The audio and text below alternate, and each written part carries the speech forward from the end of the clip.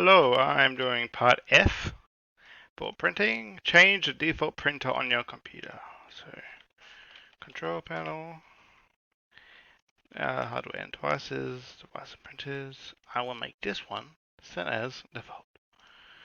Then print invitation, that will be this. Print. Yep, that's what I set as default. And then I'll just spam letters. Check if printing has been set as right. So I would see what's printing.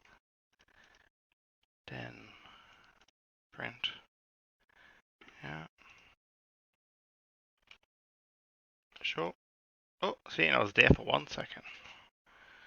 And then, just as you press the print button, you realize that I'm missing cancel the printing.